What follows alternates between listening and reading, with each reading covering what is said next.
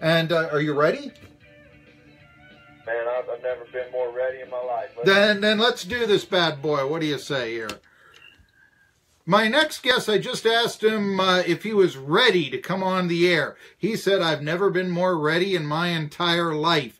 In a way, Mike Morrell is coming back home to coach basketball, a product of Elizabethton, former assistant under George Pitts at King, most recently an assistant at Texas, and now the new head coach at North Carolina, Asheville. We're very happy to have him join us here. And you're 35 years old, UNC-A. You inherit a team that has been very competitive in the Big South Conference for a couple of seasons and such. So it's a turnkey type of thing. But let me just ask you, how does one go from Division II assistant job to a turnkey Division I program in just a decade, from being the assistant there to the head man here? That's quite the rapid rise. How do you do it here, Mike Morrell?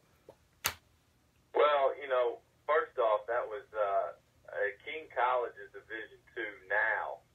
When I was Aaron was recruited by King out of high school and got my first job there, it was NAI. That's right. I had forgotten. Came a long way. And, I played basketball and went to school at Milligan College, and then that was my first job. But, yeah, it's been a fun 13 years. I was 22 when I got my first opportunity there at King and was assistant men's basketball coach. And if you can believe it, Marky, head men's golf coach, which meant drive the van, keep the water cold, and make sure the guys are fed right. So I had a couple players on my team at the time that were older than I was, and it was a really, really fun part of my life. But yeah, this game's really taken me a lot of different places over the course of the last decade or so, and I couldn't be any more excited to. I really feel like it's coming back home too, and you mentioned that, but I'm an hour away from the place I grew up, and my family's around here, and again, that's not the only reason. As you mentioned, this is a program with great tradition. It's had great coaches. It's had great players. And, I want to build upon that and take it to another level, obviously. And, again, like you mentioned, man, I couldn't be any more excited and fired up to get started. I had forgotten that it was NAIA, but you're telling me you were the golf coach there. Are you telling me that not all golf coaches make more than $100,000 like Fred Warren at ETSU? I'm shocked to learn this year, Mike Morrell, and all this here. I want to go and talk to you a little bit about your job there at Asheville. How much of an appeal was it to come back to the area? I mean, we can talk about, there's a bit, it may be only be an hour away by car, but it's more than an hour away by culture between Elizabethton and Asheville. But you also used to coach very successfully at Clemson. So how much of an appeal was it to come back to this region, if you will, for your first head coaching position? Well, I mean, I think we all in our minds as coaches, if you dream about coaching at the Division I level as a head coach, you have that place or, a region where you would like it to be, and this is it. For me, I cut my teeth, and like you mentioned, at Clemson and King College and, and VCU for 4 years, which is still in the same region per se, especially when you talk about recruiting. And then, in terms of, going out to Texas, I thought that was just a great opportunity for me in my career and doing something different. And not that I was ready to leave there by any means. I had a great situation and worked for, obviously, one of my closest friends and also the guy who's had the biggest impact on me as a coach. But it was a big deal to get back to this region. And, again, that was the seed of the interest. I'm just lucky that I've taken over a program that does have that tradition. But, I grew up an hour away. I know a lot of the coaches in this area. Already had yesterday, there were 3 guys that stopped by that just happened to be driving on 26 that just stopped by, and I love that. Sure. Value relationships. I value just connecting with people in general. And these are, this is my area, man. This is where I grew up. I tell people all the time, I grow, changes and get a little bigger when people ask me where I'm from, and that's my sense of pride. Again, like you say, not only in this area, but in this region as a whole. Yeah, well, I think you look at the region there, like I said, because, I mean, it's a different state. It's an hour away and such, but, yeah, there can be a lot of differences between Asheville and Elizabethton. I don't think there's any question about that. And for that matter, also, I would imagine Clemson and Asheville as well. But I want to ask you this. Traditionally, UNC-A has always scheduled tough. I mean, I go back to when Eddie Bainbach, and I got to thank Brian Hand, your SID, for reminding me what his name was, but when he took the Bulldogs to the NCAAs about 15 years ago, and they actually played that year 7 teams that made the NCAA tournament on a Big South schedule. I mean, think about that. That is one tough schedule. This past year, I see games that Bulldogs played Vanderbilt, Clemson, Rhode Island, for that matter. Is this something you're going to continue? Are you going to try to continue to schedule as many big boys as you possibly can going on the road, or might you try for a few easier victories against some common mid-major opponents? No, I think it's important, for us to get out and do that. I think it's a great experience before we get into conference play. Again, not a lot of people know, I was at Charleston Southern for a year, so I was in the Big South prior to being here. It was about 10 months before I went to BTU. Mm-hmm. But, so I have a little bit of feel for the scheduling at this level. But, no, we're going to challenge ourselves. Our guys want that. I want that for our program. I think it's a great stage to put our program on. And then, I want to compete, and we want to compete with the best. Obviously, like you say, I mean, Coach Beatonbuck, he kind of started it in terms of really challenging, his guys and the schedule here. And we're going to continue to do that. You made mention of a few opponents that they really went outside of the region and played. And, I don't know how far we're going to go in terms of miles, but we're still going to continue to push our program and play against other great programs, again, because this place has great tradition. It's had great coaches. It's had great players. And you get to that level by really challenging and pushing yourselves. And that's really seen in the schedule, as you've mentioned. Would you like to renew the series with ETSU? I knew you were going to ask. Yeah, well, yeah, there you go. But would you? I actually got a text from, I know, a few of their assistants well. Well, honestly, I really don't even know who we particularly play in some specifics right now, but it's definitely something we're going to visit. It makes sense to me, just in terms of how close we are. And, one of the things I asked, Janet, our AD, who's just phenomenal, is, some regional rivalries that we can maybe kick back up. I'm interested in doing that. I want a great atmosphere here. I want it to be more than a game. I want it to be an experience for our fans. And you do that by playing people in your gym that obviously they can relate to, but also playing a style that is something that, people can really get excited about. And, I'm not going to say specifics in terms of teams right now, but we do want to renew some of the rivalries maybe of the past, and scheduling is a huge part of my philosophy. I know that Ed DeChillis' first victory as head basketball coach at ETSU was actually against UNC-A way back 22 years ago or so. I'm actually old enough to recall that here. Anyway, Mike Morrell. Now, I did want to ask you, is this the first time that you had applied to become a head coach at a D1 basketball program? I've had some opportunities, Marky, but I will say this is by far the best I've felt about a situation. Again, when I got here and was on campus, I was extremely excited before I got here, and when I left, it was almost like, I had to have it. I had to have this opportunity.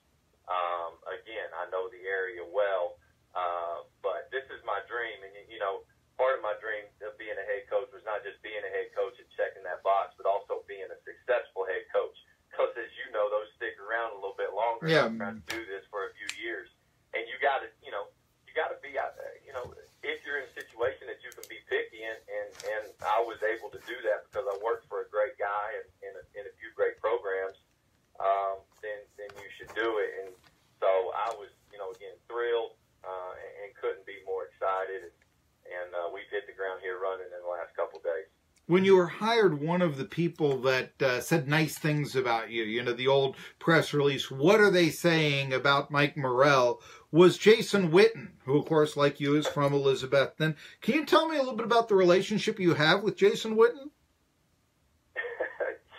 Yeah, I don't talk about that much because it's, he's one of my dearest and closest friends in the world. We grew up together when Jason moved here in the 5th grade. I just spent the night at his house. One of the cool things about being in Texas with Coach Smart was the fact that I was about 2.5 hours away from him. His son is my godson, so he's a special person to me. Obviously, what he said is great, but our relationship is very deep, very strong, and as we've gotten older, we tend not to talk about basketball or football, or we talk more about competing and how do you feel about this and how are the kids. It kind of goes more away from our specifics of our daily life, and very, very close, and obviously appreciate everything that he's done, and it's a deep one, man. That's for sure. I love him like a brother.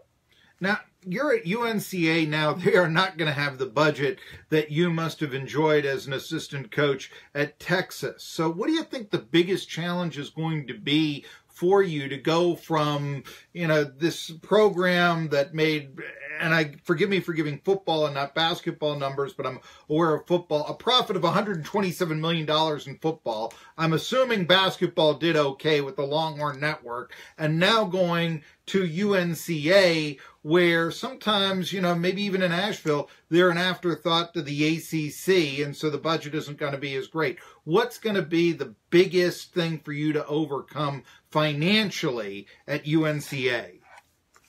Yeah, I don't want to deflect that question at all, but I'll tell you this, we're not going to worry about what we can't do. We're always going to worry about what we can do, and that's how we're going to approach it as a program. That's how I'm going to approach it as the head coach, and that's how our players are going to approach it every day. I think you can look at every program and say, well, there's, what are you going to do here? What are you going to do here?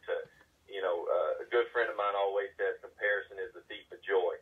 So we're not going to compare ourselves to anybody. Our comparison is going to be every day we walk between the lines and, look the guy in the mirror and did we get better today? So, again, I don't want to deflect that question. Obviously, I was lucky to be at a place where, it is the largest athletic budget in the country, and I do understand that. But I tell you what, this is a great place.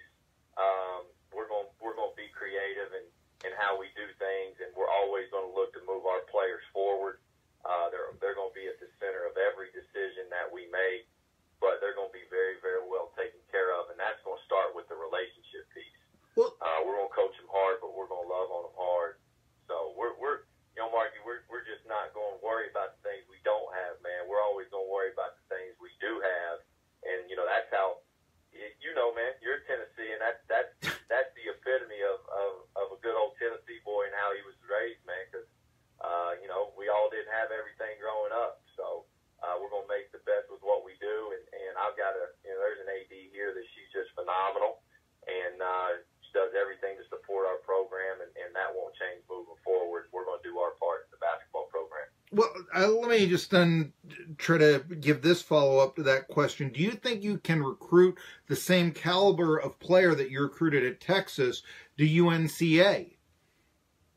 No, I think that'd be a little unrealistic. I mean, we signed two one and done guys in Mo Bamba and Jared Allen. We signed three McDonald's All-Americans in 2 years at Texas. So I don't. We're going to try to go out and find the best player, the best fit for our program, for Asheville, because this is such a unique, unique place, and one of the reasons that I was really drawn to it, especially when I got on campus, because not only is this a great university, this is a